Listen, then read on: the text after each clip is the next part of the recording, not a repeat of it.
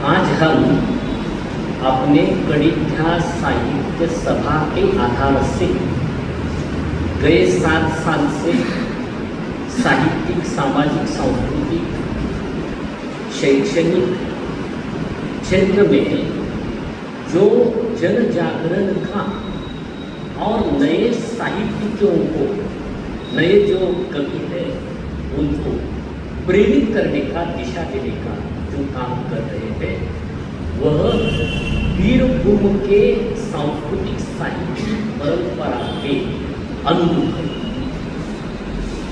वीरभूम यह भूमि केवल लाल मिट्टी की, लोक संस्कृति की और प्रकृति की धरती नहीं है। वीरभूम यह भूमि सांस्कृतिकता और शैक्षणिकता आधार से हम देख लिए तो वह एक समृद्ध भूमि है। यहाँ रविंद्रनाथ ठाकुर जैसे, ताराशंकर बंदोपाध्याय जैसे साहित्य का वारसा अपने इस भूमि को है।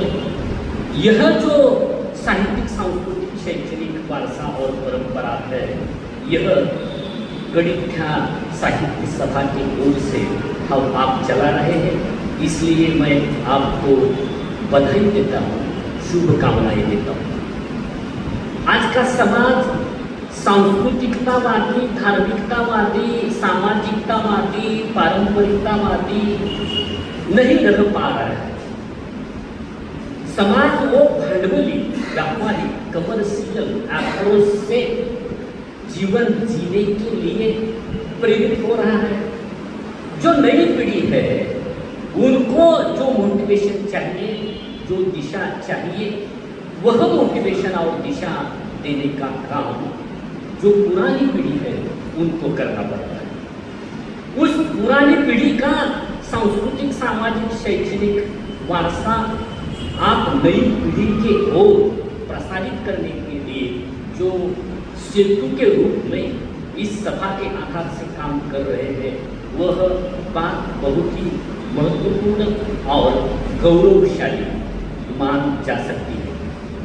हमारे देश का स्वतंत्रता का जो इतिहास है वो इतिहास मानवतावादी, संवेदनशील है। हमारा स्वतंत्रता आंदोलन कौन से एक क्षेत्र से, कौन से एक धर्मीय से और जातीय लोगों से नहीं हो गया है। इस स्वतंत्रता आंदोलन में सभी जाति जमाती के लोग, उन्होंने ये आंदोलन अपने क्रांतिकारी योगदान से चलाया है। हम हूल दिवस 30 जून को मनाते हैं। उस हूल दिवस की हिस्ट्री अगर हमने देख लिया तो 30 जून 1855 सिद्धू मुर्मू, कानू मुर्मू जैसे क्रांतिकारकों ने ये उस एरिया के जबलपुर 4 से गांव के लोगों को इकट्ठा कर 50 से 60 हजार लोगों से ऐसी शपथ ली कि हम मरते दम तक ब्रिटिश के अगेंस्ट फ्रीडम के लिए, देश की स्वतंत्रता के लिए, हमारी अस्मिता, स्वाभिमान और संस्कृति उनका संरक्षण करने के लिए हम लड़ेंगे। वो लड़ते रहे। उनको शरणागति हम पद कर सकते हैं, ब्रिटिश को हम नमन कर सकते हैं, ऐसा उनको लगता ही नहीं था। मरते दम तक लड़ना, इतना ही उनको मालूम था। इसलिए वो उस आंदोलन में, उस विद्रोह में, उस क्रांतिकारी घटना में 15,000 से 20,000 लोग उनको बलिदान देना पड़ा। महर्षि अरविंद घोष, इनका अगर इतिहास हमने देख लिया तो वो तो एकदम ऐसा इलाइट फैमिली में, रिच फैमिली में उनका जन्म हो गया था। ब्रिटिश में कैम्ब्रिज यूनिवर्सिटी में उनका एजुकेशन हो गया। सिविल सेवा परीक्षा वह सक्सेस हो गए। उनके अच्छे तरह से क्लास 1 ऑफिसर की सेवा वो कर सकते थे, लेकिन उन्होंने वह सेवा के बजाय देश के लिए, समाज के लिए हमें कुछ करना चाहिए, इस आधार से अपने समाज को सुधारने के लिए अपने स्वतंत्रता आंदोलन में जो क्रांतिकारी योगदान दिया है वह महत्वपूर्ण माना जाता है।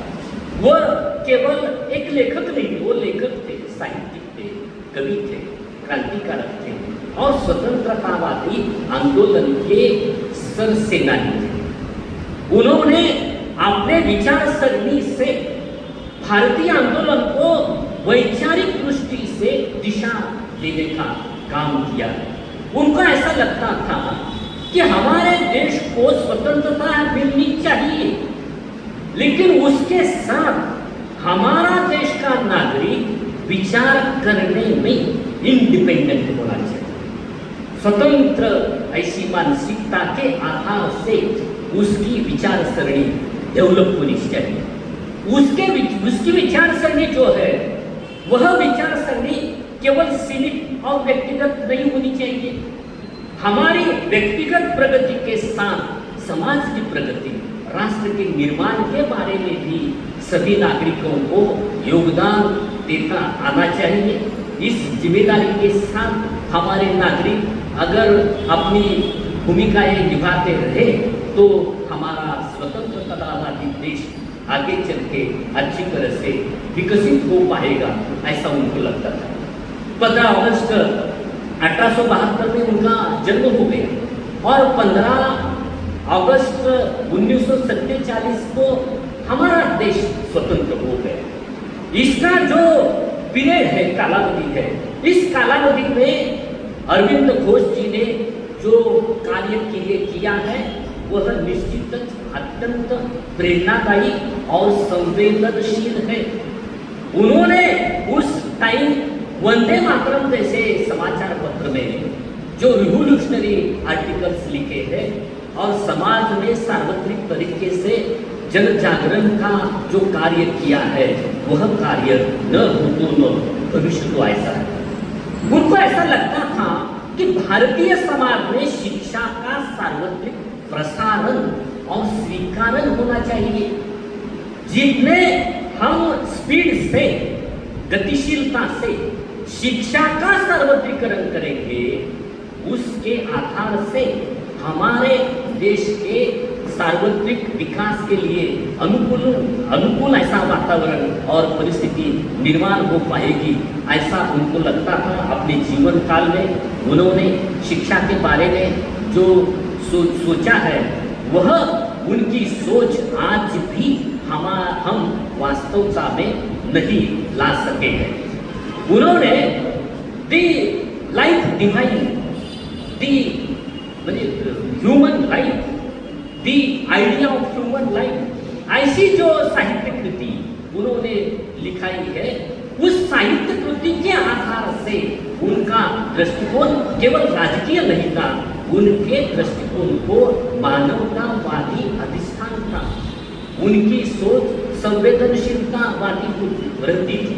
उनको ऐसा लगता था कि पारंपरिकता, सांस्कृतिकता, धार्मिकता और आधुनिकता का अगर हम अच्छी तरह से संयोग कर दिया और उनके आधार से हमने हमारे लाइफ में स्वीकार कर दिया तो वह बात हमें बहुत ही स्पिरिचुअल हो जाएगी, ऐसा उनको लगता था। उनकी जो मानवतावादी संवेदनशील विचारसरणी है, दृष्टि है, उसके आधार से हम आगे बढ़ने का प्रयास करेंगे। इस भावना के साथ मैं मेरे विचार को पूर्ण विराम देता हूँ।